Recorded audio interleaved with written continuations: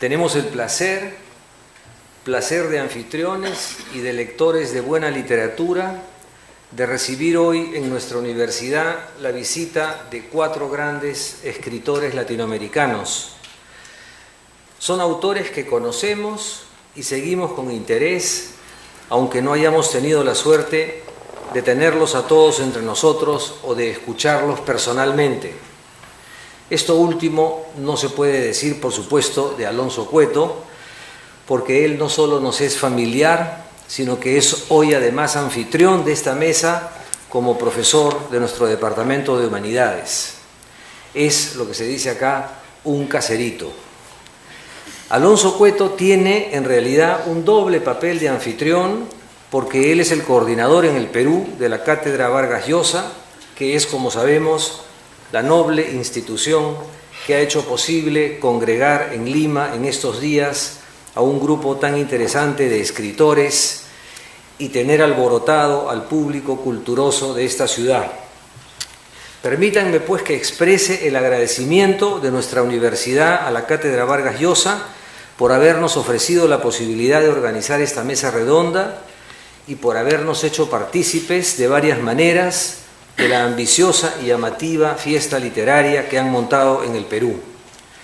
Agradecemos también a la Embajada y al Centro Cultural de España por su cooperación en este y otros menesteres. Hemos anunciado, en nuestro caso, un conversatorio sobre la literatura de la violencia. Se trata naturalmente de un anuncio que es certero y al mismo tiempo despistado, porque si bien es cierto que los 4 escritores que nos acompañan han publicado novelas, ensayos o artículos importantes sobre el problema de la violencia en nuestros países, lo que más nos interesa ahora es escucharlos hablar sobre su experiencia y sobre su trabajo de escritores, no solo sobre un tema en particular, sino sobre lo que quieran. Aunque habiendo sido testigos de lo vivido en décadas recientes en América Latina, se hayan sentido urgidos a procesar, a escenificar literariamente muchos episodios y alegorías de la violencia. No me hago la ilusión de pretender presentar aquí correcta o exhaustivamente a nuestros visitantes. Ellos han tenido ya una trayectoria respetable y escrito mucho, y como ya dije, los hemos leído y seguido con interés. Llamo la atención solo sobre algunos rasgos que les son comunes. Los 4 pertenecen sin duda a una misma generación. Han nacido en los años 50 del siglo pasado. Todos ellos han tenido una sólida formación académica universitaria, en literatura, en filosofía, alguno incluso en física, y han estado siempre ligados al ejercicio de la docencia o a eventos académicos profesionales en muchos países del mundo.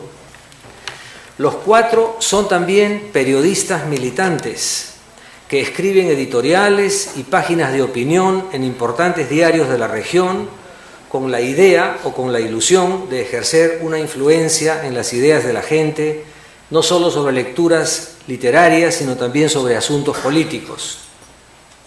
Algunos de ellos, si no todos de algún modo, han fundado centros de investigación o editoriales con el propósito de persuadir a la opinión pública sobre el rumbo que deberían tomar las cosas en el mundo.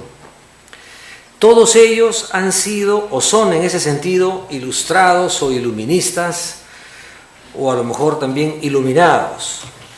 Y finalmente, lo que es sin duda más importante, todos son muy buenos escritores, autores de estupendas novelas que nos han hecho sufrir y gozar al mismo tiempo y que los han hecho merecedores de muchos premios internacionales. Antonio López Ortega, escritor, intelectual y publicista venezolano, nos ha dejado obras entrañables como Cartas de relación, Naturalezas menores, La sombra inmóvil o Ajena. Arturo Fontaine, escritor y filósofo chileno, tiene también varias novelas importantes en su haber, como Nueva York, Cuando éramos inmortales y últimamente La vida doble, una honda reflexión sobre el sentido ético de la condición humana que ha sido varias veces premiada. Alonso Cueto, nuestro caserito, publica con regularidad, cada año o cada 2 años, una novela que remece, conmociona y enternece al mismo tiempo a la comunidad lectora del Perú. Últimamente, por ejemplo, La Hora Azul, El susurro de la mujer ballena o La venganza del silencio. Y Héctor Abad Faciolince, finalmente, el formidable escritor antioqueño, quien no solo nos ha regalado novelas fantásticas como Asuntos de un hidalgo disoluto, Fragmentos de amor furtivo, Angosta o El olvido que seremos, sino que ha sido autor de varios textos que los manuales clasifican como de género incierto, tales como esa pequeña obra maestra de la literatura española contemporánea que se titula Tratado de culinaria para mujeres tristes. Sin más preámbulos, agradezco a estos magníficos escritores por su presencia en nuestra universidad y les doy la palabra. Hablará cada uno de ellos unos 10 o 15 minutos y luego tendremos un diálogo con el público. Recibámoslos con un aplauso.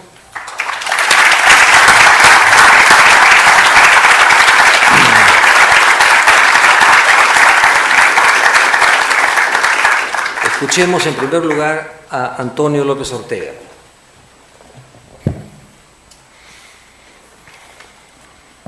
Muchas gracias, Miguel, por esa introducción. Muchas gracias a la Católica por recibirnos, a la Universidad Católica, y muchas gracias a la cátedra. Voy a leer un texto breve que quizás nos ayude a iniciar la discusión. El tema de la violencia viniendo de Venezuela me compromete un poco a ubicarme desde una perspectiva que no siempre es la obvia, ¿no? Porque es un tema que tenemos vivo en este momento, muy cercano, y siempre las cosas requieren un poco de distanciamiento, ¿no? Este texto creo que puede ayudarnos a también acercarnos a algunos autores venezolanos, que posiblemente algunos sean conocidos y otros no. Entonces comparto esto con ustedes. Se llama 4 muertes. 2 o 3 años antes de junio de 2008, solía reunirme algunas tardes con el poeta Eugenio Montejo. Inicialmente nos citábamos en el Café Arábiga de los Palos Grandes, al este de Caracas. Pero era tal el volumen de gente que lo saludaba o buscaba estrecharle la mano que sigilosamente nos mudamos a otro que quedaba enfrentado en diagonal, llamado Boston, un poco más escondido. Bien sabíamos que algo perdíamos en esa mudanza, pues cambiábamos un café de primera, molido de grano, por un espacio menos amable, aunque más discreto. El dueño del Boston, por lo demás, en esta Venezuela que ha crecido en sospechas y fisgones, se asomaba de vez en cuando por detrás de la caja registradora para olisquear a su clientela. Supe luego de un consejo de redacción de revista que intentó hacer reuniones entre aquellas mesas enclenques. La osadía duró poco, pues a la segunda convocatoria terminaron en la calle, echados por conspiradores. Montejo y yo, sin embargo, no parecíamos sospechosos de nada, aunque habláramos todo el tiempo del país. Quiero decir, del país que se derrumbaba o que perdíamos. Se me hace difícil evocar cómo ese concepto, país, era vivido por Montejo, pues no podía referirse a él sino con profundo, insondable dolor, al punto de ver un poco más de agua en esos ojos ya de por sí cristalinos. Quien hizo del canto a los árboles, a los pájaros, a las nubes, al giro de los astros, su sostén vivo, su sostén mismo, su alfabeto del mundo, no podía entender estos tiempos sobrevenidos en los que la autodestrucción y la desmemoria parecían monedas corrientes. Nacido en 1938 y perteneciente a la llamada generación del 58, sin duda la más brillante de la centuria, Montejo hizo del 20 su siglo, apenas robándole 8 menesterosos años al nuevo milenio. No en balde su libro Adiós al siglo XX, publicado en 1996, ensayaba una síntesis entre revelaciones y pestes. El siglo de la penicilina, por ejemplo, había sido el mismo de la bomba atómica. 2 días antes de su desaparición, en mayo del 2001, vi por última vez a Salvador Garmendia.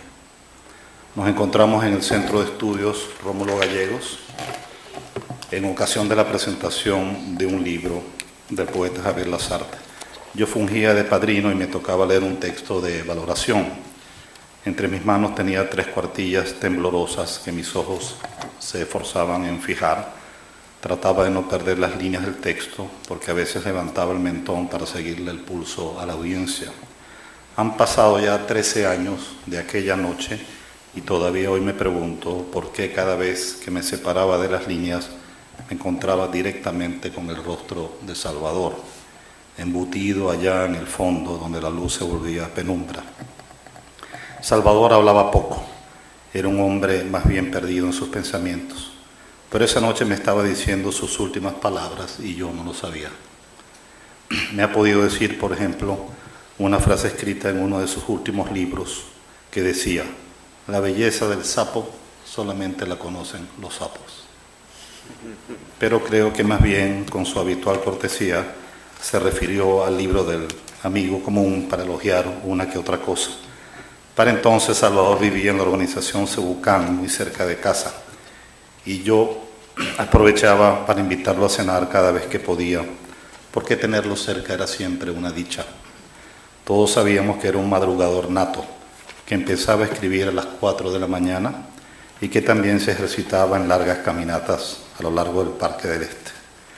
Como su jornada habitual comenzaba cuando todos dormíamos, puede entenderse que terminara cuando todos nos distendíamos. Así que en nuestras cenas, alrededor del postre, era previsible ver a Salvador dormitando sobre el plato, sin llamar la atención. El gnomo barbado, inmortalizado por un famoso retrato de Vasco Sinetar, finalmente descansaba encorvado sobre manjares que se iban enfriando. 2 años después de Salvador, en noviembre del 2003, moría el gran poeta Juan Sánchez Peláez. Había nacido en 1922 y por lo tanto pertenecía a una generación anterior a la del 58. La poesía venezolana entra de lleno a la vanguardia de la mano de este extraordinario poeta, quien a sus 17 años era el Benjamín del legendario grupo chileno Mandrágora, apóstoles latinoamericanos del surrealismo. Cada vez que el maestro Gonzalo Rojas visitaba Caracas, en donde por cierto se refugió por 4 años, se encontraba con su entrañable Juanito, como lo llamaba. Daba gusto ver a estos 2 colosos hablando de poesía y de poetas. Recorrían el siglo como quien extiende la mano, y su familiaridad era la de una casa grande donde todos habitaban. Juanito tenía una frase recurrente para descartar a los poetas malos: no tiene oído, decía, y con ello bastaba para decapitar cualquier asomo pretendiente. Sánchez Peláez fue el único poeta venezolano incluido en la famosa antología de la poesía viva latinoamericana de Aldo Pellegrini, y su obra críptica mereció también los elogios de Octavio Paz como una de las grandes voces del continente. Sin dolor me despedí de Juan un sábado en una de mis innumerables visitas a su última morada de Las Palmas. Tenía 81 años y apenas una leve sordera en el oído izquierdo traicionaba su habitual jovialidad.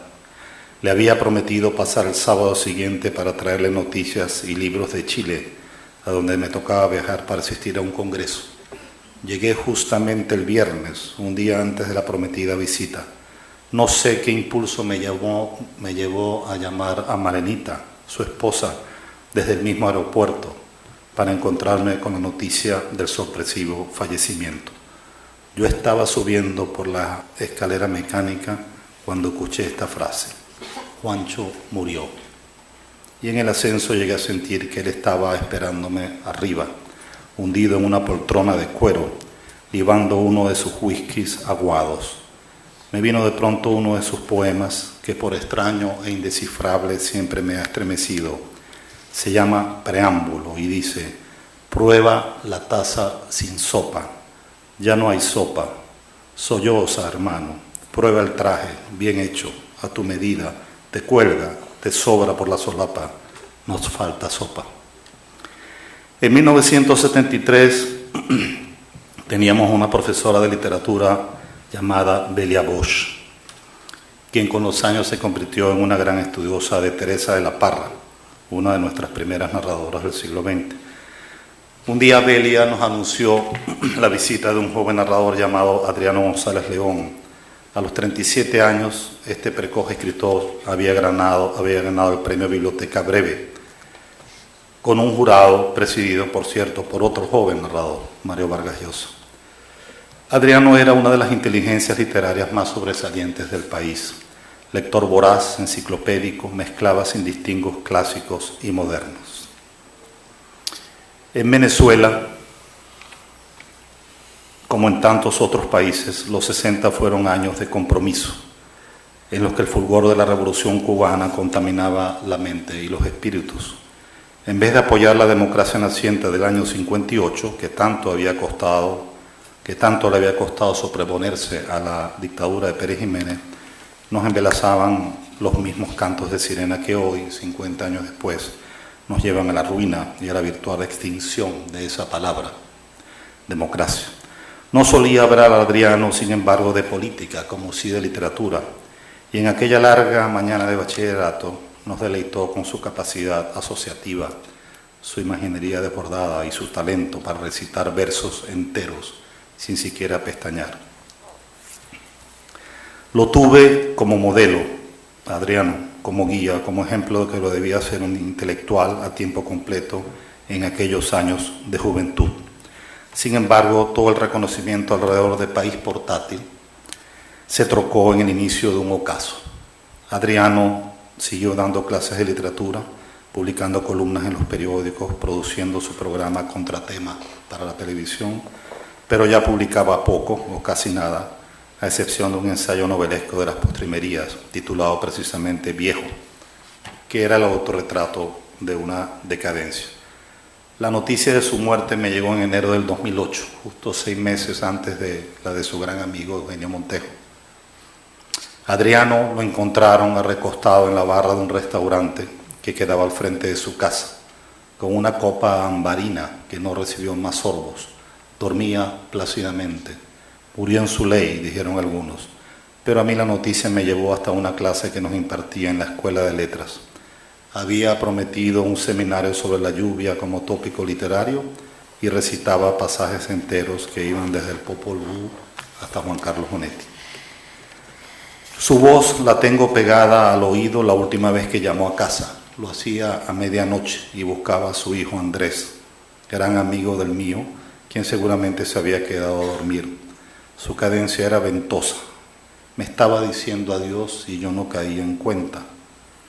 Cada vez que la lluvia me sorprende en cualquier rincón, me digo ahora, Adriano se guarece conmigo. Una década ha bastado para que estos 4 escritores se fueran juntos. Garmendia en 2001, Sánchez Peláez en 2003 y Montejo y González León en 2008. Todos fueron cercanos, amigos, todos premios nacionales de literatura, 2 grandes narradores y 2 grandes poetas. Se pueden establecer muchos cruces vitales y estéticos entre ellos, pero también se puede establecer un complejo legado entre estos autores y algo que a falta de mejor nombre podríamos llamar los referentes nacionales.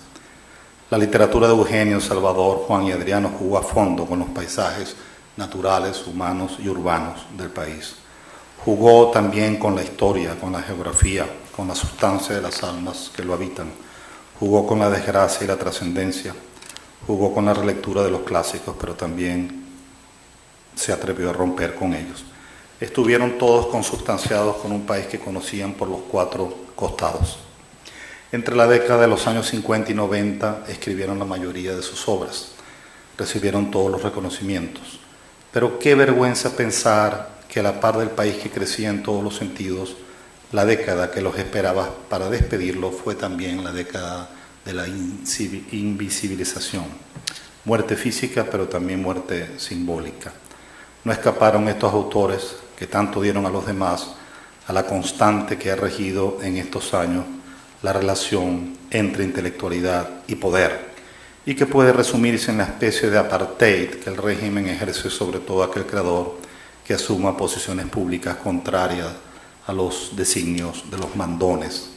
Literalmente, para la oficialidad en ejercicio, los intelectuales disidentes no existen. No se les invita nunca nada, no se les publica, no se les premia, no se les menciona. Cuando Eugenio Montejo ganó en 2004 el premio de poesía Octavio Paz, no hubo un solo pronunciamiento oficial. Tampoco cuando murió en 2008 la Cancillería venezolana, en la que ejerció funciones durante más de 20 años, se animó a publicar un solo obituario, a enviar a su entierro una sola corona. Lo mismo con Salvador y Adriano, quienes también ejercieron funciones diplomáticas en los 80. Para la Casa Amarilla, sede del Ministerio de Relaciones Exteriores, sencillamente no existían. El tema de la violencia no ha estado ausente de la literatura venezolana y no puede estarlo, porque desde los tiempos de independencia la violencia ha sido un sustrato de nuestra conformación. Ha sido la más de las veces violencia política, pero también violencia social. También la violencia la podríamos contabilizar, dejando de lado, digamos, toda su presencia histórica, hoy en día en las 25.000 muertes que ocurrieron en 2013 por hechos delictivos. O también la podríamos rastrear en las dolorosas escenas que hoy inundan las redes sociales. Se hace difícil apartarse del diario goteo de víctimas que merecería toda nuestra atención para recuperar el foco sobre el tema que nos reúne. Pero en esta oportunidad tampoco quisiera rastrear los hilos de sangre en los textos contemporáneos. Más bien quisiera centrarme en esos últimos años de estos 4 escritores. ¿Cómo se puede caracterizar esa sutil forma de violencia en la que un cierto país te quiere apartar, anular, borrar? ¿Cómo definir ese acto que aspira a desaparecer tus textos?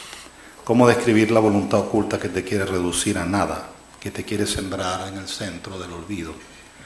Tiendo a pensar que Montejo lo vivía con mucho pesar, con un sentimiento que se iba enraizando en su cuerpo hasta quebrarlo en un hospital de Valencia. Conocedor integral de la historia contemporánea de Venezuela, se le hacía difícil reconocer el país que lo despedía, su indiferencia, su despropósito, su indolencia. Caminaba por las calles ya no observando sus árboles, sino como un peatón inseguro, con un temor agazapado. Lo mismo podría decirse de Garmendia, autor de Los Pequeños Seres. Nunca se le hubiera ocurrido pensar que él terminaría siendo su propio personaje, un pequeño ser huidizo que caminaba encorvado por las aceras rotas de una ciudad que ya no reconocía. El caso de Sánchez Peláez, en cambio, reproducía un gesto voluntarioso, pues sencillamente se negó a salir de su casa, ya nunca más, confiando en que la muerte se sentaría con él en la poltrona de siempre, hasta borrarle los rasgos comunes, quizás su título más deslumbrante. Ansioso de compañía, a Adriano le bastaba cruzar la calle e internarse en el bar de los últimos años para iniciar un contrapunto con fantasmas. Su labia prodigiosa ya solo la escuchaban los muertos. Se ha dicho que en la tradición venezolana abundan los escritores de destino incierto, enfermos, dementes, presos, suicidas, insomnes, pero era de esperarse que en las postrimerías del siglo XX una cierta armonía, propia de los tiempos conquistados, brindarían algo de sosiego. A esto aspirarían nuestros orfebres y no a la negación de sus trayectorias, borrados bajo un ejercicio quirúrgico que escoge del pasado lo que le interesa y desecha el resto como bagazo. Cierro con una estampa que me regresa al Café Boston de los Palos Grandes. Estoy de nuevo con Eugenio, como cada jueves. Esta vez hemos dejado los cafés y pedido más bien 2 cervezas muy frías. Recuerdo que en esas mismas mesas planeamos la edición de su libro Papiros Amorosos, también la traducción de una plaquette del poeta portugués Antonio Ramos Rosa, o también un cuaderno de anotaciones de uno de sus heterónimos, Sergio Sandoval. Han sido años gestando ideas, años de complicidad, años recibiendo el influjo del maestro. No recuerdo cuándo fue nuestra última cita en el Boston, pero sí una conversación que tuvimos a su regreso de México, cuando acababa de recibir el premio Octavio Paz. Estamos hablando quizás de nuestras desgracias, cuando de pronto Eugenio me pregunta: ¿cuál crees tú que es la diferencia entre un escritor mexicano y uno venezolano? Yo reaccionaba sorprendido sin saber qué responderle. Hice silencio por unos segundos antes de que el maestro se anticipara. La diferencia, me dijo, es que cuando un escritor mexicano camina, el país viene detrás. Y ciertamente lo pienso ahora, el escritor venezolano, el de ayer y el de hoy, camina a solas. Un sueño recurrente me vuelve a mostrar que otro podría ser el país cuando finalmente se digna acompañar a sus mejores hijos, aquellos que día tras día, desvelados o absortos, se extravían entre las letras del alfabeto del mundo. Gracias.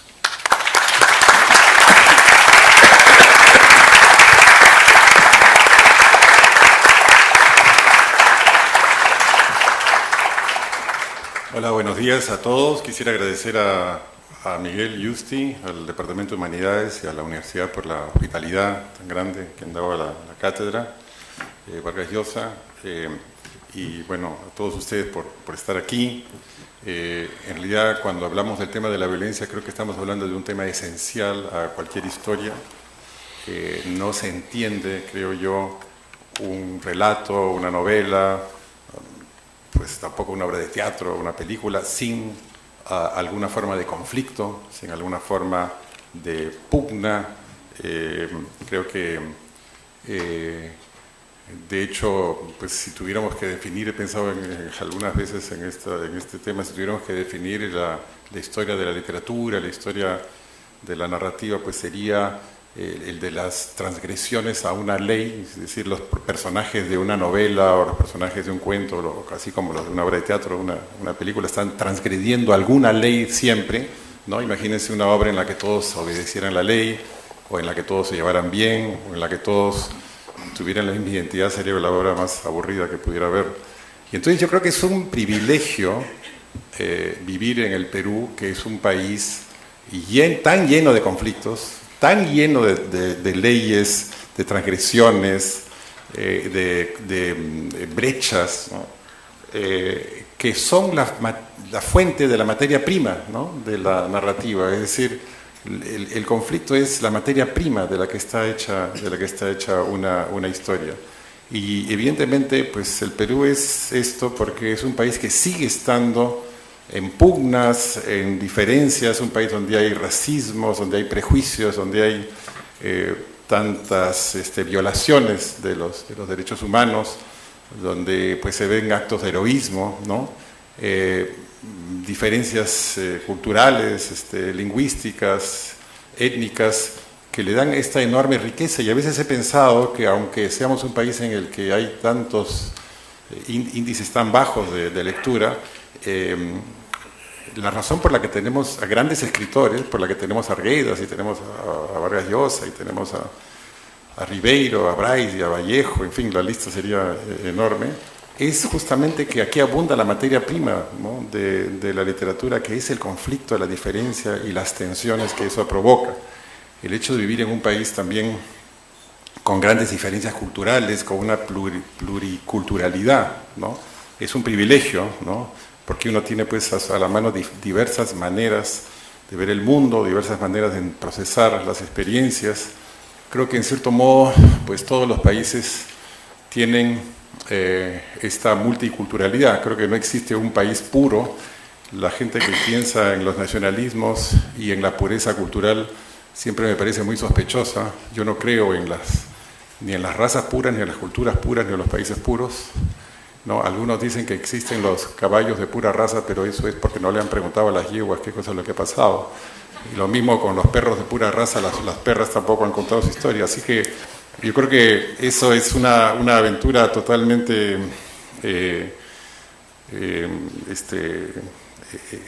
evidente, ¿no? Es decir, no hay nada que exprese una sola cultura, siempre somos una mezcla de todas las culturas. Creo que los seres humanos inventamos historias cuando no tenemos otra explicación para las cosas. Es decir, los mitos, ¿no?, siempre han sido una respuesta a lo inexplicable, ¿no? En la antigüedad, nuestros antepasados veían tormentas y veían terremotos y veían crepúsculos, inventaban mitos, explicaban a través de mitos y relatos por qué había tormentas, por qué había terremotos, por qué había crepúsculos ensangrentados, ¿no? Y es decir, la narrativa era una respuesta a lo inexplicable. Hoy en día tenemos ya respuestas para estos fenómenos naturales, por qué hay terremotos o por qué llueve, por ejemplo, pero todavía hay misterios en la vida humana. ¿Por qué la gente se enamora? ¿Por qué la gente se siente atraída? ¿Por qué cambia de identidad de pronto? ¿Por qué la persona más aparentemente entera y moralmente íntegra es capaz de un acto de cobardía o de mezquindad o de crueldad? ¿Qué piezas componen este mosaico interior de lo que somos? Y creo que como no entendemos eso, seguimos contando historias, seguimos inventando historias y seguimos soñando con historias. Es decir, que sigue siendo la narrativa una respuesta a eso que no puede ser explicado. Porque la narrativa es capaz de escoger, de abarcar, de integrar aspectos contradictorios de la experiencia. Es decir, es capaz de integrar aspectos que se niegan el uno al otro, ¿no? Esa es la diferencia, creo, entre el lenguaje científico y el lenguaje artístico. El lenguaje científico tiene que ser preciso, ¿no? El lenguaje científico tiene que expresar exactamente un significado, mientras que el lenguaje artístico es lo opuesto, ¿no? Porque el lenguaje artístico expresa la vida y la vida no tiene un solo significado. El lenguaje artístico, el lenguaje literario expresa la ambigüedad y expresa las sombras de lo que no puede ser comprendido, las contradicciones que hay en nuestras vidas, y pues a eso apuntamos cuando escribimos, no a entender, sino a hacernos preguntas y a mostrar la contrariedad, las dimensiones más contradictorias de quienes somos. El hecho de vivir en el Perú, o el hecho de vivir en Colombia, o en Venezuela, o en Chile, pues es una de las grandes ventajas, y tal vez podría extenderse esto a cualquier otro país. Siempre también he pensado que cuando uno habla de la violencia, habla del mal, ¿no? Habla de la irrupción del mal en nuestras vidas. Y muchas veces en las novelas sobre la violencia se tiende a comparar y a presentar como una lucha entre el mal y el bien. Yo creo que esta es una versión más simplificadora, ¿no?, de estos relatos. Creo que el bien y el mal están dentro de nosotros. Y si tuviéramos que retraernos a las primeras historias morales, ¿no?, a las historias de nuestros antepasados, por ejemplo al mito de Adán y Eva, o al mito de Pandora, ¿no? Pandora seduce al hermano de Prometeo y abre la caja dejando que el mal surja en el mundo, pues nos daríamos cuenta, creo que hay una ambigüedad, ¿no?, en las relaciones. Es decir, que digamos, en el paraíso en el que vivían Adán y Eva, el mal ya estaba presente, ya era parte de esa situación ideal en apariencia, ¿no?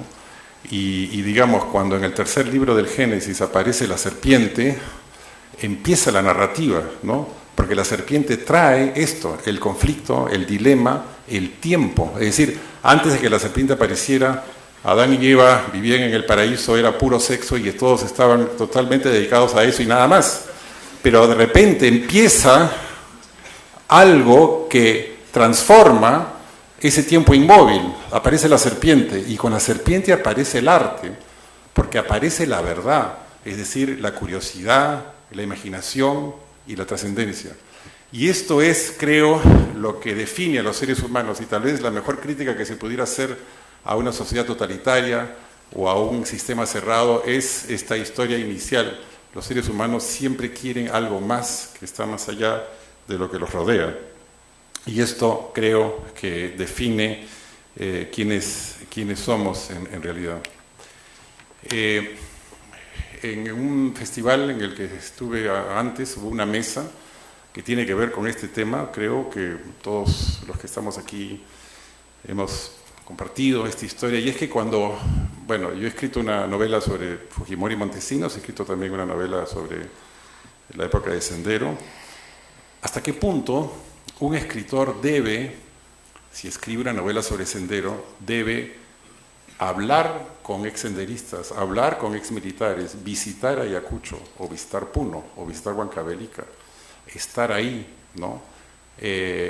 Algunos dicen que no debe hacer eso, ¿no? Algunos dicen que tiene que todo ser giro de su imaginación, pero como yo soy ya una persona algo mayor, yo trato de seguir con las consignas de los viejos, y yo cuando escribí La Hora Azul fui a Ayacucho, y entrevisté a mucha gente, y tomé muchas fotos, y cuando yo quería escribir este libro me pensé y pienso que estos testimonios iban a ser para mí pues estimulantes, ¿no? Para poder a partir de ellos desarrollar mi imaginación, pero digamos partir de esta realidad. Y entonces, bueno, este es un tema, ¿no? Los hermanos Goncourt y escribían sobre algo y iban al lugar, ¿no? Hemingway escribió sobre la guerra civil, pero estuvo, digamos, metido, estuvo cerca de la guerra. Y algunos autores, como les digo, piensan que no hay que hacer esto. Así que para mí, digamos, ir a Ayacucho, estar visitando a la gente, preguntando sobre esta historia, que era una historia real, y luego ir a Huanta 2, aquí en San Juan del Lurigancho, fueron experiencias interesantes, estimulantes y para mí atractivas, ¿no? Y bueno, termino contando una historia. Yo estaba obsesionado con esta novela, con La Hora Azul, por la historia que me habían contado. Y entonces en Huanta, el cuartel quedaba en una colina, el cuartel de Huanta. Y yo había situado parte de la acción en ese cuartel. Entonces le dije a un mototaxista que me llevara ahí, y el mototaxista me dijo, de ni hablar, yo no lo puedo llevar ahí porque nos van a matar si yo lo llevo ahí. Yo le dije, pero le doy lo que usted me pida, pídame una cifra y yo le pago, vamos ahí. Entonces me pidió, no me pidió mucho, en realidad me pidió, no sé, no me acuerdo, pero... Entonces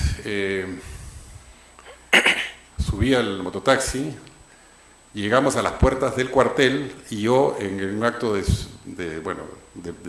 demencial empecé a tomar fotos del cuartel, algo que es totalmente absurdo, o sea, ¿a quién se le ocurre eso? A mí nomás. Y entonces empecé a tomar fotos del cuartel y entonces salieron 3 soldados con fales apuntándome así de frente, ¿no? Y me dijeron, ¡quédese ahí! ¡No se mueva! Entonces el mototaxista huyó, desapareció, me dejó ahí tirado en el borde de la colina. Y entonces me dijeron, se me acercaron los 3 y yo alcé las manos y dije, no me disparen, por favor, no me disparen. Yo un cobarde, ¿no? Bueno, no iba a morir por la literatura tampoco, no es para tanto, ¿no? Y entonces me dijeron, ¿quién es usted? Yo le dije, soy un turista, estoy tomando fotos, soy un turista. ¿De qué país? Y entonces yo tenía barba y le dije, árabe, soy árabe, no se da cuenta, tengo barba, soy árabe. Así que como no había cursos de árabe intensivo en las Fuerzas Armadas del Perú, no pudieron demostrar que no era y me dejaron ir. Y esa no fue la primera vez que la ficción me salvó la vida. Muchas gracias.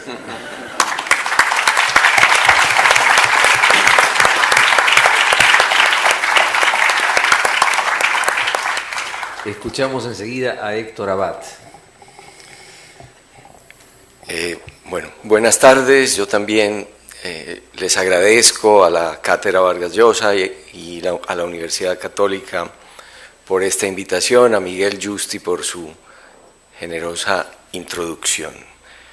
Estoy muy contento de haber vuelto a Lima después de muchos años y la veo tan bien y tan bonita que me dan ganas como de preguntarles en qué momento se salvó el Perú. No sé qué está pasando, pero veo una ciudad mucho mejor a la que yo conocí hace 13 o 14 años. Estar en una universidad católica para mí es bonito, porque a mí me expulsaron de una universidad católica y cuando me invitan me siento siempre reivindicado y a pesar de todo, no sé, los arzobispos no se informan tan bien sobre a quién deben invitar o no invitar. Yo me acuerdo que el rector de la Universidad Pontificia, de la que fui honrosamente expulsado por escribir un artículo que se llamó La metida de papa, el rector de esa universidad decía que la minifalda era violencia. Se sentaba así en un púlpito como este y decía, la minifalda es violencia, porque va uno manejando su Volkswagen. Todos los curas colombianos tenían Volkswagen porque había una ley que les dejaba importar el Volkswagen sin impuestos. Va uno manejando su Volkswagen, ve una mujer de minifalda y se choca.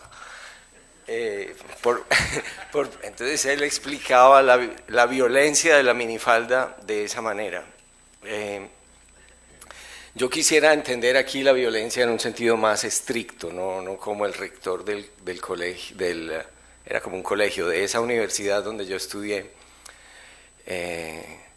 donde también nos dividían. Me encantó la división que me dijo Miguel que hay aquí entre rayados y cuadriculados, que aquí estamos como entre la frontera entre los rayados y los cuadriculados. Los rayados en Colombia es locos, los rayados de humanidades y los cuadriculados de ciencias.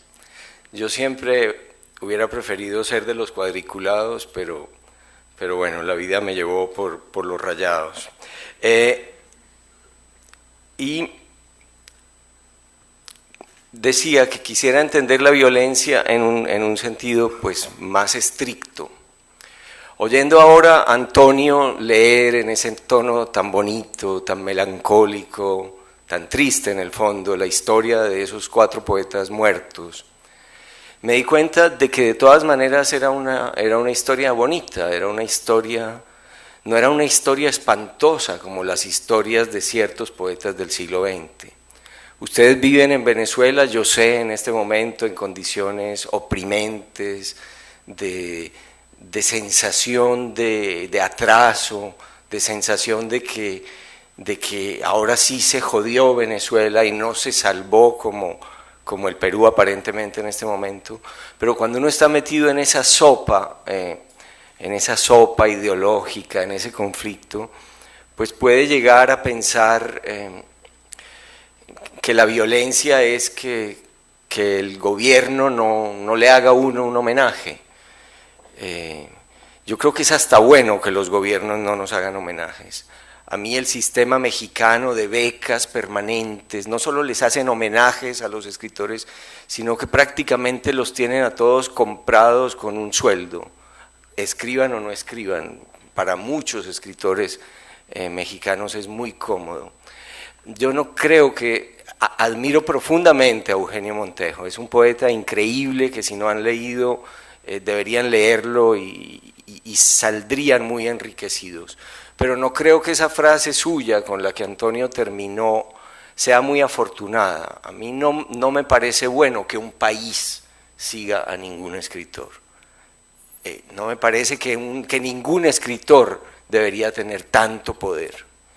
Ni ningún hombre, ni ningún presidente.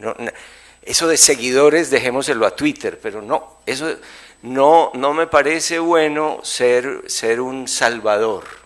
Ser un faro, ser una guía. Me parece que ese papel del intelectual es un poco decimonónico de otras épocas.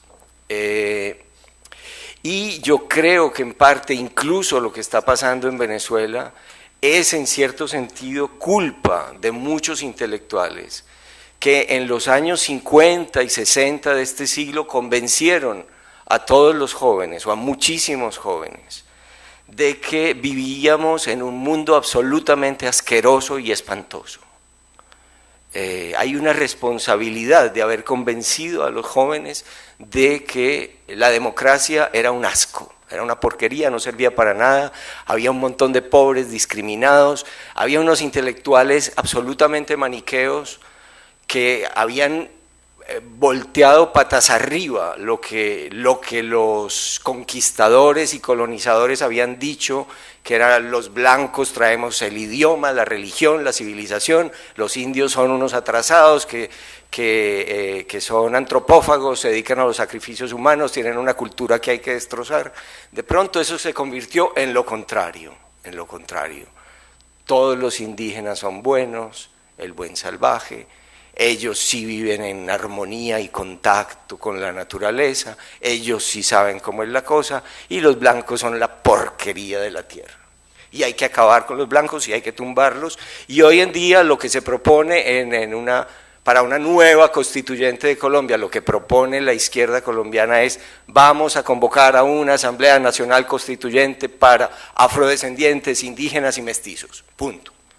Si alguien es hijo de noruegos, o si alguien tiene la mala suerte de nacer como Mariana pelirroja, pues no puede participar en la constituyente, o si se apellida Fontaine, o Justi, o una cosa así. Yo creo, a veces es necesario que haya una literatura militante, sin duda. Cuando yo leo las memorias de esta gran poeta Nadiezhda Mandelstam, que escribió un libro bellísimo que se llama Contra toda esperanza, de memorias, donde ella cuenta lo que le pasaba a Osip Mandelstam durante el estalinismo, y es un aullido de dolor, porque a él realmente lo metieron al gulag y lo mataron. Entonces yo sé que lo de Venezuela es una cosa asquerosa, pero Maduro no está matando a garrotazos y metiendo a los gulag a Antonio López Ortega. Yo estoy en contra del chavismo, pero yo creo que los que escribimos tenemos como el deber de no hacer siempre una literatura militante. Digo, hay un momento en que habrá que hacer una literatura militante. Hay una literatura contra la violencia que ha sido muy importante. Es una literatura que yo amo profundamente. El libro de Primo Levi, de testimonios sobre los campos de concentración en Alemania, su libro sobre Auschwitz, Si esto es un hombre, el libro de Kertész sobre su misma experiencia, son libros extraordinarios y necesarios, de situaciones absolutamente extremas. Pero creo al mismo tiempo que en las novelas, en los libros, en los ensayos que nos ha correspondido escribir según nuestra experiencia, tendríamos que tener el valor que tuvo Tolstoy, que era un hombre moralista, tradicionalista, en el fondo muy conservador, un hombre que odiaba profundamente el adulterio, que vivía aterrorizado de que su mujer se acostara con un músico. Tenemos que tener el valor que él tuvo por retratar a una mujer adúltera con toda la compasión, con toda la comprensión, con la capacidad de meterse dentro de una mujer, dentro de las faldas de una mujer y hablar de ella como de una manera completa, poliédrica, no de una manera unidireccional o agiográfica, no hacer literatura militante, como hicieron tantos militantes de izquierda de los 50 y 60 en América Latina, que realmente fueron los que convencieron, y muchos lo siguieron, que todo esto era una porquería, que la democracia no valía la pena, que había que traer algún Mesías que nos salvara, algún Salvador, como lo llama Enrique Krause. Yo creo que, por lo menos la literatura que a mí me interesa más leer, es una literatura más compleja, como decía ahora Alonso, una literatura que nos ayude a entenderlos a todos, a entender a los que están enfermos de resentimiento, y esos enfermos de resentimiento esos enfermos de resentimiento son los del régimen venezolano.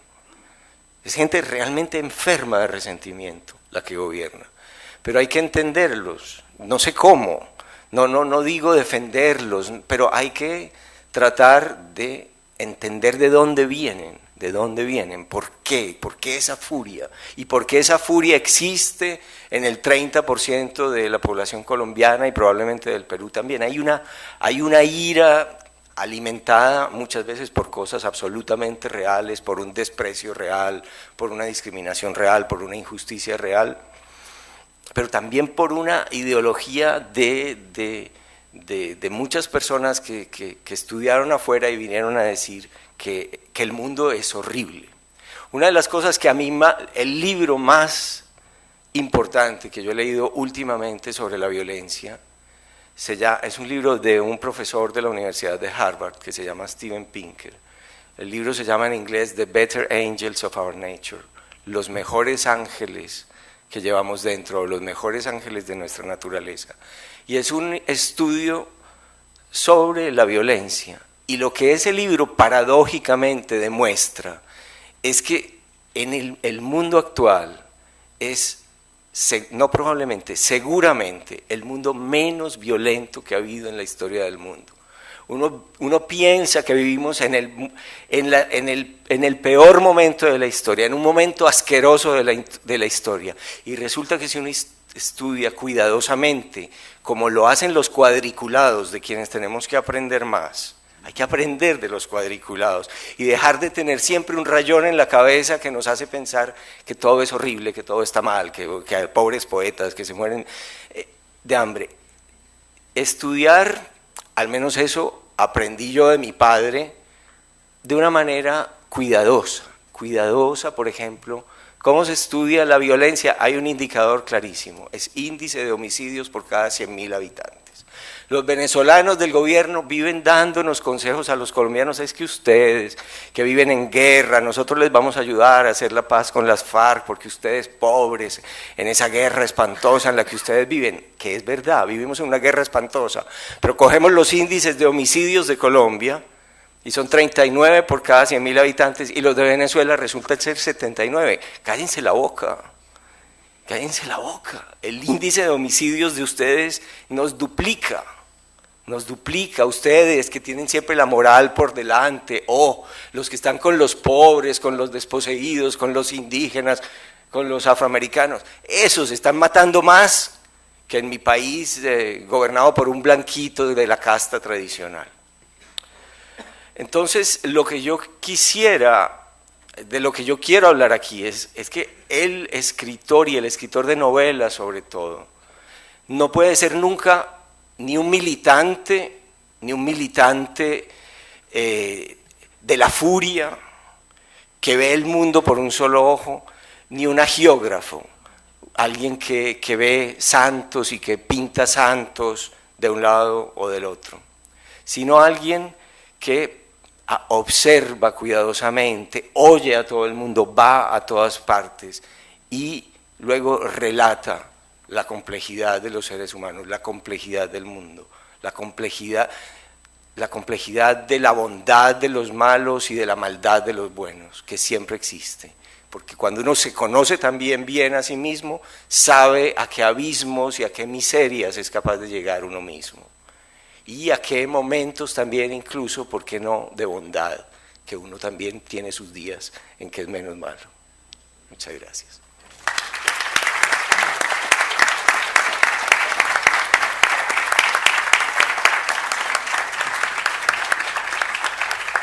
Arturo Fontaine.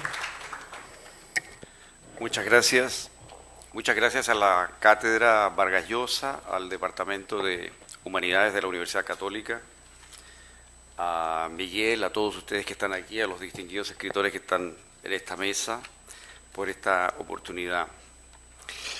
El 14 de enero de 1506, Miguel Ángel, que tenía 31 años, fue convocado por el Papa Julio II, junto al arquitecto Giuliano de Sagalo, porque había aparecido en una finca, en realidad en la villa de Felice de Fredis, una extraña escultura que parecía muy antigua y que había que identificar. Miguel Ángel concurrió ahí, como digo, tenía 31 años, y de inmediato, sin revisar ningún texto, identificó la escultura como una descrita por Plinio, y es nada menos que Laocoonte y sus hijos, que había estado descrita por Plinio y atribuida a tres famosos escritores de Rodas, a Gesandro, Polidoro y Atenodoro. La escultura, que hoy día está en el Vaticano, representa un momento en el cual ha llegado el caballo con los griegos adentro, donde está Ulises, a las puertas de Troya. Y este sacerdote, Lacoonte, intuye que hay allí una traición y entonces pronuncia esa frase que está en la Neida, que toma Virgilio, ¿no? Timeo, Dánaos et dona ferentes, desconfío de los presentes griegos. Y incluso toma una antorcha e intenta quemar el caballo de madera para probar de que hay allí algo oculto. Pero en ese momento aparecen unas serpientes tipo pitón que agarran a sus hijos y los estrangulan, en definitiva, a él y a sus hijos. Esa es la escena que está retomada en esta escultura y que representa entonces un momento de tortura y de horror. Lessing, muchísimos años después, se hace la pregunta: ¿a qué se debe que esta escena de horror, que si la viéramos en la realidad, si hubiéramos estado presentes en el momento en que esas serpientes estrangularon a Lacoonte y sus hijos, nos hubiera producido espanto y no hubiéramos visto allí belleza alguna? Y sin embargo hay colas de personas hoy día fotografiando esa famosa escultura. Esa escultura además fue un antes y un después para la obra de Miguel Ángel, porque Miguel Ángel, a partir de esa escultura, empieza a trabajar. Esta es una escultura tardía, del periodo helenístico tardío y tal vez del periodo ya comienzo de la era cristiana casi. Miguel Ángel comienza a trabajar esta escultura, y se refleja en su obra el efecto que tiene ella, porque a partir de ahí Miguel Ángel se vuelve muy barroco, ¿no? Empieza a aparecer ya el barroco, digamos una especie de pre-barroco, pre-Bernini, ¿no? Pero hay un cambio estilístico en Miguel Ángel. Lo vemos, por ejemplo, en la escena del juicio final de la Capilla Sistina, que anuncia ya el barroco, y eso es obra de esta escultura, que a diferencia de las esculturas clásicas griegas tiene unas contorsiones muy pronunciadas, se ven los músculos, hay un trabajo de la carne, de la musculatura, del movimiento, producido, claro, por el ataque de las serpientes, muy adecuado a la situación, pero que obviamente indica un momento estético distinto. No hay ese equilibrio de la escultura clásica griega, sino más bien la sensación de tratar de capturar el movimiento. Ahora, la pregunta que se hizo Lessing es: ¿por qué este horror es, sin embargo, bello? ¿Qué hace que el escultor transforme este horror, que es lo que está en la realidad, en algo digno de ser visto y que conservamos en un museo y que convoca a tanta gente hasta el día de hoy para contemplar esto? Y esa es, yo diría, la gran pregunta de un artista que quiere trabajar el tema de la violencia. Esa es la pregunta. Y no es fácil la respuesta. Susan Sontag, en un famoso libro que se llama On Photography, sostenía que la multitud de fotografías que tenemos a través de los medios, las imágenes de la televisión, las imágenes de las violencias horribles que vemos en cualquier diario, anestesian la sensibilidad y en última instancia nos acostumbran a la violencia. En un libro tardío de ella, después de Bosnia, sin embargo modificó su posición. Regarding the Pain of Others es un libro en el cual ella plantea que en realidad, a pesar de eso, es necesario buscar un modo de retratar la violencia y que hay una cierta responsabilidad ética de hacerlo. Pero el problema es cómo, ¿no? Y claro, cuando uno ve en una novela o en una película, en un film, un tipo de tratamiento muy directo, lo que uno experimenta es un instante de impresión y luego una suerte de defensa de la sensibilidad que hace que se produzca una anestesia y uno ya no sigue sintiendo la violencia. Gran parte de la violencia que vemos en la televisión, que vemos en las películas, es una violencia externa. Es una violencia que nos coloca en una postura ajena a la situación real y sin embargo nos produce interés y suspenso. Cuando yo escribía La vida doble, que es una novela muy marcada por el tema de la violencia, este era uno de los asuntos que más me llamaba la atención. ¿Por qué nos interesa ver violencia que no es violencia? Porque la violencia real tiene características que no tiene eso que llamamos una película violenta. Esa película violenta, sin embargo, produce en nosotros una sensación parecida. Hay estudios que indican que una persona sometida a una violencia real tiene efectos de transpiración, de efectos cardíacos y otros, que son muy similares a los que tiene una persona que está viendo una película de mucha violencia bien hecha, digamos, exitosa, por así decirlo. De manera que el cuerpo, nosotros como seres biológicos reaccionamos de una manera análoga.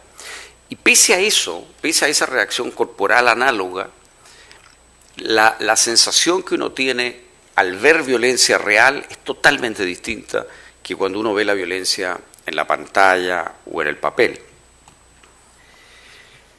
Yo leí muchos informes legales, informes psiquiátricos de personas que habían padecido la violencia en mi país durante la dictadura de Pinochet, y tenía bastante conocimiento de eso. Soy miembro del fundador del Museo de Derechos Humanos, así que yo conocía ese tipo de escritura, ese tipo de relato, ese tipo de documental. Y uno de mis desafíos era buscar una manera de atravesar ese material, ¿no?, y llegar a otra cosa. Porque ese material está construido dentro de una cierta mirada que busca ser objetiva, que busca, por ejemplo, detallar lo que ha ocurrido desde una postura neutra. Entonces, por ejemplo, uno de mis desafíos era el tema de la tortura. Y claro, cuando uno lee los relatos de la tortura, lo que uno encuentra es una descripción del lugar, de cuántas personas había, de un camastro, de unas ataduras, en fin. Pero si tú hablas con una persona que ha vivido la experiencia suficiente tiempo, empiezas tú a atravesar ese primer relato y te empieza a aparecer otro relato. Esa persona estaba desde luego vendada, por consiguiente no veía la pieza, por consiguiente no veía el lugar donde estaba acostada, sentía eso, pero no lo veía, no veía la situación. Y esa sensación de oscuridad, donde lo que tú realmente sabes es que hay unas voces, que eres manipulada, que ocurren una serie de cosas, pero que tú vas sintiendo lo que pasa, tiene una característica que no tiene esta mirada externa, que es la brutal sorpresa de la situación.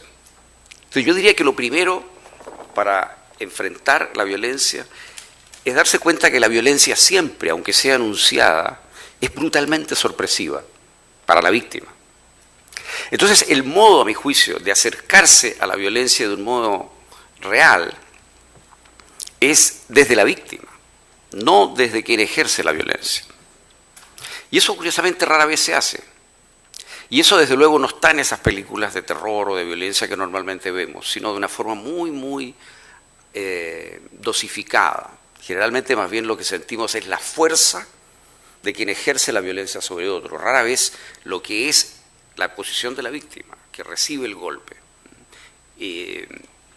Entonces eso fue una de las cosas por lo menos que a mí me guió en el tratamiento de la violencia en esta novela.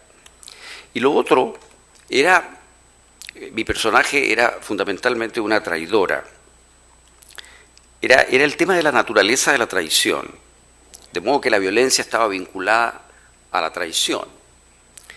Y ahí pasaron muchas cosas que fueron para mí ilustrativas. Desde luego, una anécdota real y luego algo literario, que también es real, ¿eh? Lo real fue que yo logré dar con un agente de inteligencia que había participado en muchas acciones de violencia. Yo, igual que Alonso, investigué, no tuve una aventura tan arriesgada como la de él, de manera que mi vida nunca estuvo ni remotamente en peligro, pero sí logré dar con algunos agentes. Y en una oportunidad yo llegué con una grabadora, de esas grabadoras larguitas que duran como 15 años, o 15 días, o 15 horas, no sé cuánto, una cantidad infinita de tiempo, y la puse ahí, a la vista, durante la conversación. Y la conversación duró muchísimo rato, muchas horas. Y claro, estábamos tomando, y yo notaba que él se esforzaba mucho en rellenar mi copa. De tal modo que yo apenas tomaba 2 sorbos y ya la copa estaba de nuevo llena, ¿no? Y él también, pero yo me daba cuenta que era un tipo muy fuerte y tenía obviamente mejor cabeza que yo, eso me pareció evidente desde la segunda copa, digamos, el segundo vaso. De manera que la cosa iba avanzando con una asimetría evidente, digamos, ¿no? Pero bueno, como estábamos grabando y yo estaba simplemente haciendo algunas preguntas generales, algunos detalles por aquí y por allá, dejando que él me contara sus aventuras, no había mucho riesgo, pero de repente sí empecé a sentir una necesidad evidente de ir al baño, una cosa que era virtualmente insoportable.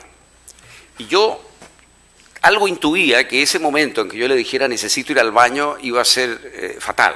Yo no sabía por qué iba a ser fatal, pero yo sabía que iba a ser fatal. De luego se iba a cortar el clima, en fin.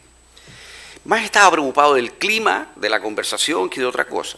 Pero la biología, al final, manda, junto con la aritmética, que también manda, y bueno, en el momento que me voy a parar, capto que hay otra cosa. No solamente se va a cortar el clima, sino que la puta grabadora me la tengo que llevar. Pero si me llevo la grabadora, si retiro la grabadora para ir al baño, le estoy diciendo, creo que tú eres un ladrón. Y eso va a poner fin a la conversación y a las próximas, porque yo quería seguir conversando con el fulano para ver si me contaba más cosas. Entonces, opto por dejar la grabadora, con una sensación clara de que era un riesgo altísimo. Voy al baño, vuelvo, y tuve la impresión, pero claro, como habíamos tomado bastante, de que la grabadora, en lugar de estar ahí, digamos, estaba ahí. Pero desconfié de mi memoria, de manera que no hice nada. Cuando salí, 1 hora y media después, 2 horas después, me subo al coche y veo y había borrado todo. Bueno, eso me enseñó a no llevar nunca más una grabadora y simplemente lo que hice a partir de entonces fue conversar y al volver, al salir, tomaba nota rápidamente en una libreta como esta de lo que yo me acordaba. Digamos. Como no estaba haciendo un trabajo de reporteo, no era indispensable, de modo que tampoco perdía tanto, pero me di cuenta que la grabadora era un elemento que obviamente no tenía ningún sentido llevar. Pero esa traición menor de la grabadora, ese juego de este agente, algo me dejó en mi cabeza. Y después eso se juntó con una imagen del Dante, que es lo literario, respecto de la traición. El Dante sostiene... En el fondo, el Dante hace una cosa que es curiosa, porque no está en la doctrina cristiana. Él coloca al mal, a la quintesencia del mal, como al traidor. Y este era mi tema. Es decir, en el fondo del infierno está el traidor, ¿no? En el último círculo del infierno está el traidor. Y el traidor es naturalmente el demonio, es Lucifer. Él no pone a Lucifer, como aparece en muchas doctrinas cristianas, como alguien... que, por así decir, peca de soberbia, ¿no? Y por soberbio está allí. No, está por traidor. El Dante tenía una verdadera pasión por este tema. De hecho, sostiene, eso está en el infierno, que quien traiciona en este mundo recibe de inmediato la condena y el alma viaja al infierno en ese mismo minuto de la traición. Y ese cuerpo pasa a ser habitado por un demonio.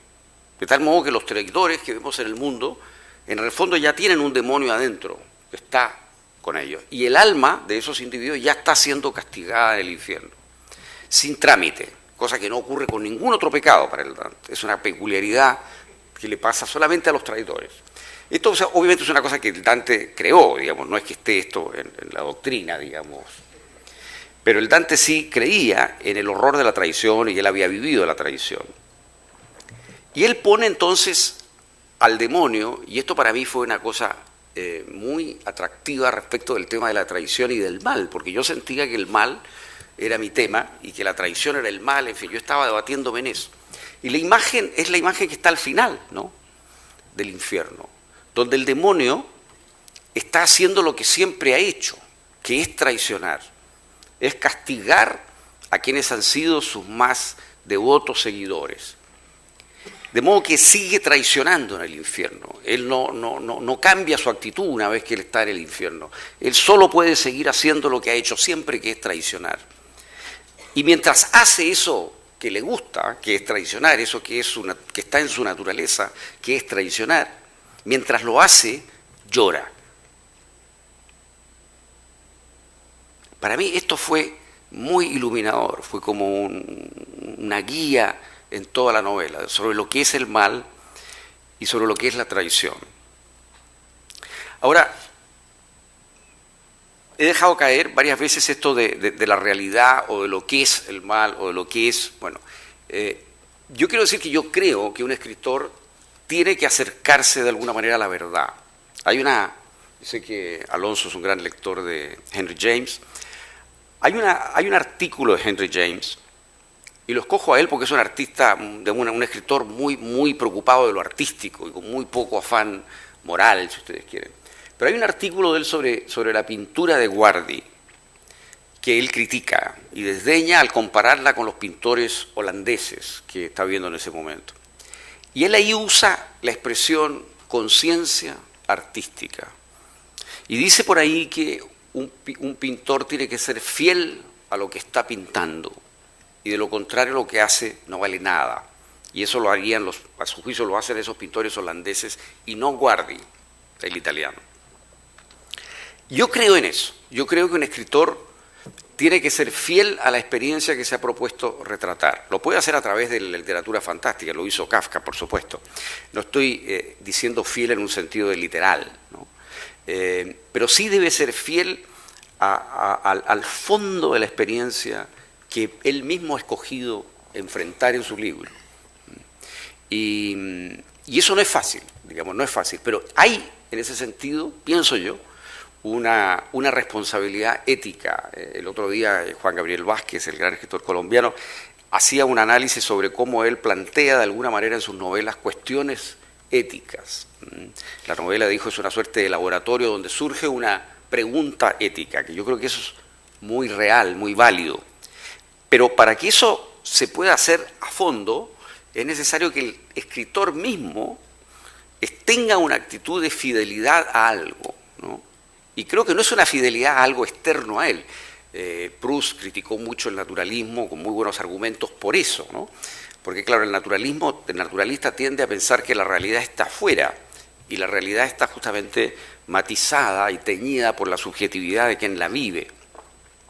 Y por eso me interesaba y me interesa, en el caso de la violencia, la visión desde la víctima, ¿no?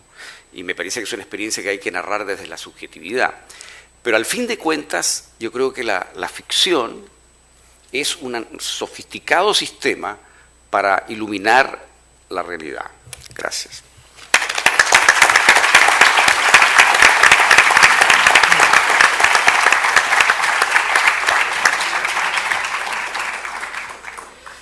Bueno, después de estas interesantes intervenciones, creo que vamos a darle la palabra al público. Lo que sugeriría es que hagamos una ronda de preguntas. Las personas que quieran hacer alguna pregunta, que levanten la mano y que digan, por favor, a quién o a cuál de los escritores desean hacerle la pregunta.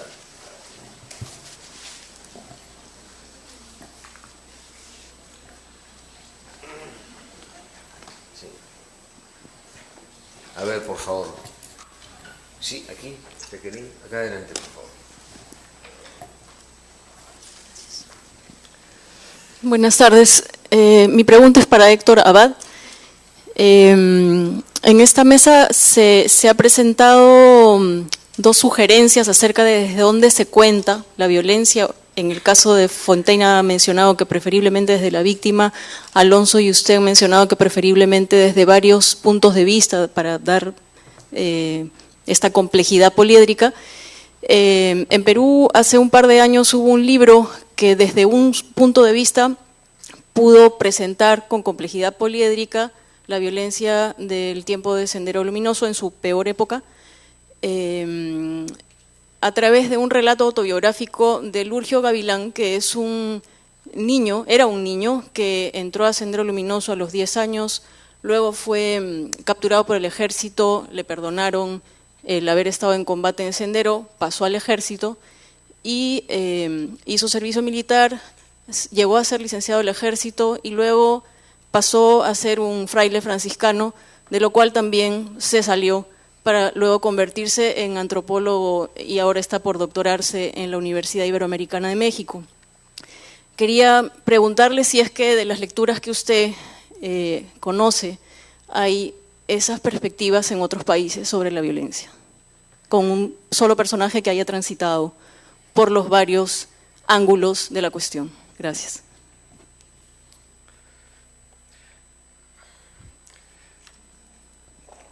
A ver, hay primero dos tipos de situaciones. La del escritor que sufre directamente una experiencia violenta y en ese caso entonces lo que escribe, además de ser literario o ensayístico, es testimonial y eso le da una cierta dimensión. Si una persona fue torturada y quiere describir eso de lo que hablaba ahora Arturo, pues eso tiene una cierta dimensión. Y es más comprensible incluso que una víctima tenga un relato más unilateral casi. Y hay escritores que no han sido víctimas, que no, ni directamente ni próximos en su entorno de amigos o de familiares no han sido víctimas. Y a mí, por ejemplo, me parece ejemplar lo que dije ahora de Tolstoy o lo que he visto en muchos libros de Vargas Llosa, que uno sabe qué ideología tiene Vargas Llosa, pero sabe que cuando él se ocupa de un personaje que es de una ideología opuesta a la suya, lo trata con una lealtad a sus convicciones, lealtad a su pensamiento, lealtad al hilo de lo que lo lleva a hacer cierto tipo de vida, a cometer cierto tipo de actos, que es impresionante. Yo creo que a mí me parece, en los libros, yo he visto en los libros de memorias de escritores muy buenos, una gran capacidad de autocrítica, incluso cuando eran de determinada manera. Por ejemplo, las memorias de Stefan Zweig, que se llama El mundo de ayer.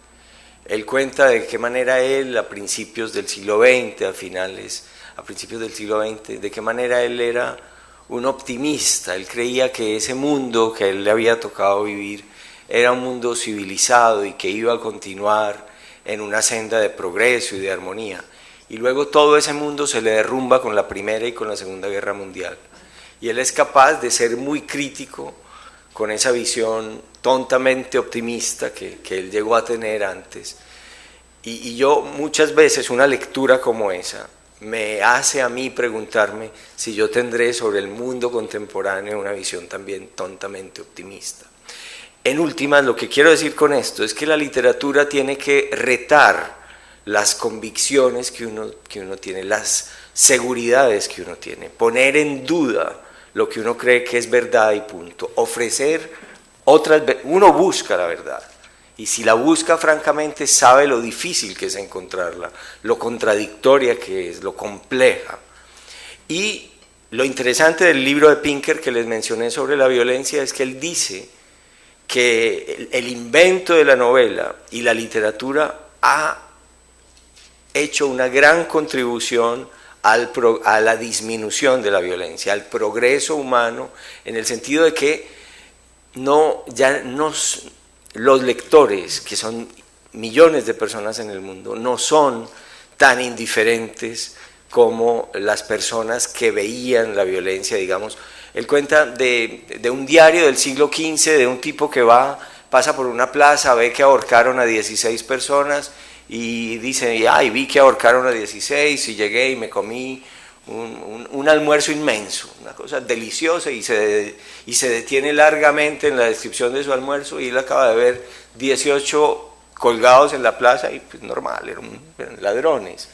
No hay ninguna sensibilidad, no hay ninguna empatía, no hay ninguna capacidad de decir de pensar que eso es un horror. Hay como un acostumbramiento, una insensibilidad que probablemente, creo yo, la buena literatura ayuda a combatir esa insensibilidad. ¿Otra pregunta? Giovanna. Sí. Yo tengo el micrófono, o sea, tengo, tengo el poder. Quiero hacer una pregunta a Antonio, en general también para la mesa, pero se parte de la idea de que vivimos, en el caso del Perú y en general en todas partes, violencias de distinto tipo, ¿no? Generadas por las diferencias sociales, étnicas, culturales, etcétera, etcétera. Pero, ¿qué pasa cuando se trata de una violencia como la de Venezuela, que es una violencia de Estado, es explícita, ¿no? ¿Cómo es que manejan los escritores? ¿Cómo ves tú la literatura y la manera de elaborar estos temas? Porque es diferente, me parece que la situación es diferente. Es verdad que vivimos en países violentos, pero hay un matiz que yo quisiera que nos lo explicaras. Sí, con mucho gusto. Estaba pensando hubo un libro en el año 98 hecho por un crítico, poeta y narrador a la vez, Julio Miranda, que se llamó El gesto de contar, y que hizo un estudio muy interesante de ver, sobre todo en el cuento, qué es lo que estaba pasando, digamos, en las últimas 3 décadas del siglo XX, 70, 80, 90. Y él llegó a una conclusión muy interesante que las definió como las categorías ausentes. ¿A qué se quería referir? Se quería referir a tratar de entender cómo referentes tan fuertes en la vida real, en la vida social de Venezuela, de pronto no hacían como ese paso o dejaban de interesar a los autores. Y curiosamente uno de esos 4 temas fue la violencia. Y estamos hablando todavía de décadas, vamos a decir, muy lejanas a los tiempos actuales, ¿no? Es decir, él se preguntaba cómo no podíamos tener ya como una muy buena narrativa policial, por ejemplo, o una buena narrativa de crónica roja, o de novela negra, ¿no? O sea, había suficientes elementos para que los autores pudieran como interesarse en eso como referente. Él lo extrañaba en ese momento. Al igual que extrañaba otras categorías, por ejemplo, extrañaba mucho la falta de densidad, digamos, psicológica en la construcción de personajes. Pensaba que en general los autores trabajaban con o construían unos personajes, digamos, muy vistos desde afuera, ¿no? Y poco vistos desde adentro. Esa reflexión de Arturo de que de alguna manera el escritor para crear personajes de violencia tiene que pensar como desde adentro y preferiblemente desde el punto de vista de la víctima, creo que es muy inteligente. Entonces, claro, el interés, digamos, de los autores de trabajar o de referirse a la delincuencia o a la violencia, curiosamente ha venido mucho después. Cito, por ejemplo, un libro interesante de cuentos de 2000, debe ser de 2009-2010, de Alberto Barrera Tisca, que se llama precisamente Crímenes. Son 10 relatos en los que sorprendentemente él va mucho al tema de situaciones violentas, pero son situaciones, digamos, sobre todo de la violencia urbana, y son situaciones que se refieren a violencia que tiene que ver con hecho delictivo, ¿no? Que ha crecido enormemente en Venezuela. Entonces, con esto quiero decir que no ha sido un tema, digamos, muy recurrente desde el punto de vista de abordaje. Y tendríamos, creo yo, que establecer una diferencia entre hechos que ya venimos viviendo de manera gradual en los problemas de las grandes ciudades, en cómo el tema de delincuencia ha crecido. Obviamente tenemos que diferenciar esa violencia de la violencia que vamos a estar viviendo ahora, que es una violencia obviamente muy reciente, de corte político, vamos a decir que con pocos antecedentes, y obviamente los autores frente a eso es muy difícil que en este momento podamos encontrar una respuesta desde la ficción sobre eso, pero no dudo que eso pueda verse más adelante. Sorprendentemente para mí el tema de la violencia vamos a decir, de raíz política, ha tenido mejor respuesta desde la poesía en Venezuela, es decir, de la respuesta de los poetas que de los narradores. Los narradores están frente a ese hecho un poco más, vamos a decir, la reacción ha sido más lenta, y yo creo que eso es como si tuviera que procesarse y esperar obviamente respuestas más adelante, ¿no? Una pregunta para Arturo Fontaine. Su novela La vida doble ya alude a una doble vida, a un doble momento, y quería preguntarte si al haber escogido al personaje femenino, no sé si existió realmente, hay, y se nota en la novela, una sensualidad de la violencia, ¿no? Está teñida de sexo, esa traición, ¿no? El romance con el de la policía le da a toda la novela un hálito de vida de noche, nocturna, de pecado entre comillas. La traición tiene una sensualidad. ¿Qué te parece esa visión?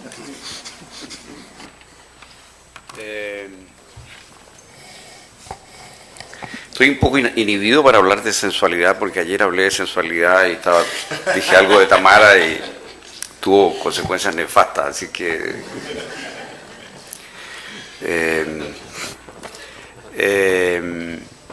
bueno, sí, es una mujer, Lorena, que es el personaje, es una mujer bien mujer, digamos, es una mujer política, inteligente, tiene un entrenamiento guerrillero, pero es una mujer bien sensual. Y yo quería un poco eso, yo quería a toda cosa evitar que fuera un personaje donde de alguna manera la frustración sexual se canalizara a través de su militancia política. Quería que esto fuera como parte de una vida más plena y que eso mismo hiciera la traición más sorprendente, ¿no? Más curiosa, digamos, ¿no? No quería que tuviera una fisura así como de una gran represión sexual que entonces se expresa a través de la política y la violencia. Y sí, yo creo que lo que pasó en ese personaje y en la escritura de la novela, y creo que corresponde un poco a mi visión de lo que ocurre ahí, es que en esta exploración de lo que significa, porque aquí, bueno, habría que aclarar que Lorena en esta segunda fase se pasa de víctima a victimaria, ¿no? Entonces ella pasa a ejercer la violencia, no es solo la víctima ahora, sino que ahora ella está del otro lado. Y claro, desde el momento en que ella empieza a explorar lo que significa el poder sobre el cuerpo de otro y lo que significa la tensión por extraer la verdad, ¿no? Porque eso es el tormento, es un procedimiento para extraer una información. Entonces es un juego de inteligencia, de fuerza, de miedo, pero donde también se necesita astucia para recoger ese momento de vulnerabilidad y extraer la información clave, y todo esto contra el tiempo, ¿no? Entonces ella empieza a sentir que de alguna manera la represión que llevamos adentro contra la violencia se retira de su vida y empieza a explorar la violencia y por así decir, los placeres de la violencia, ¿no? Y eso va de la mano con una suerte de destape sexual que ella padece o sufre o explora también, ¿no? Entonces, como que estas dos grandes represiones que la sociedad canaliza, que son el eros y la violencia, en el caso de ella se destapan de alguna manera juntos. Por supuesto que esa sensualidad y esas experiencias eróticas que ella tienen están muy teñidas de la necesidad de recuperar una cierta dignidad, un cierto aprecio del otro, y son también una forma de expresar su voluntad de dominio, ¿no? O sea, hay un poco ese juego también.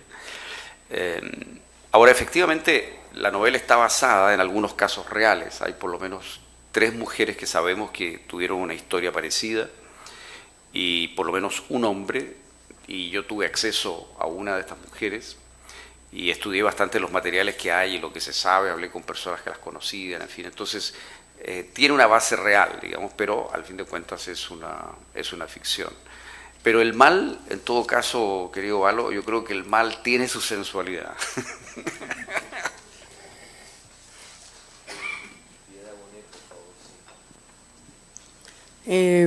Yo quisiera hacer una pregunta sobre la denominación de literatura de violencia. Se la voy a hacer a Alonso, ya que los demás ya tuvieron la oportunidad de contestar.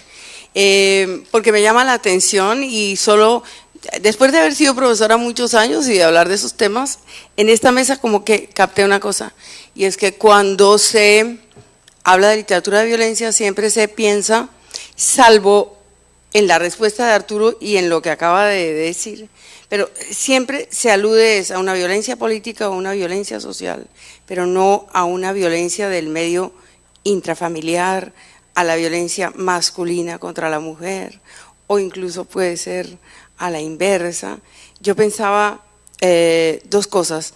¿Por qué excluimos de esa denominación la violencia enunciada desde ahí, que me parece que además es la raíz verdadera de nuestra violencia?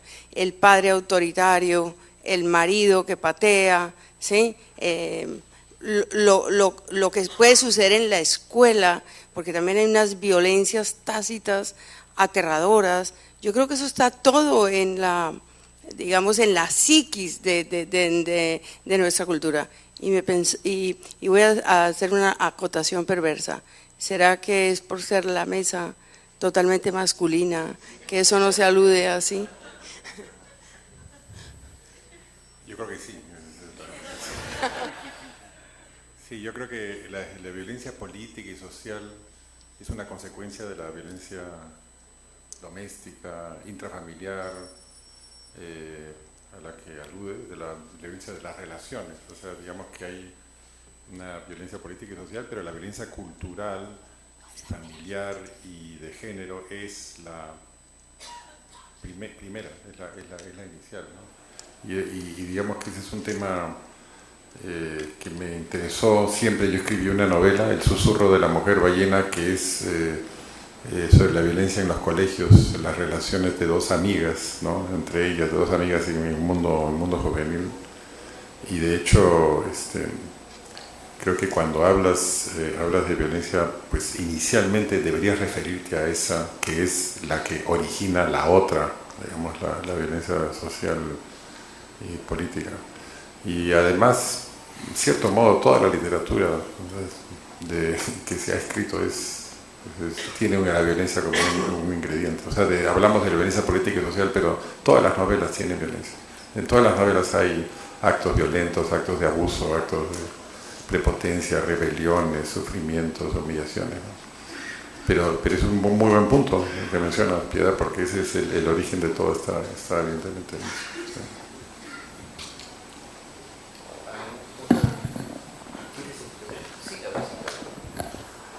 Solo en la línea de lo que ha preguntado Piedad, solamente agregar que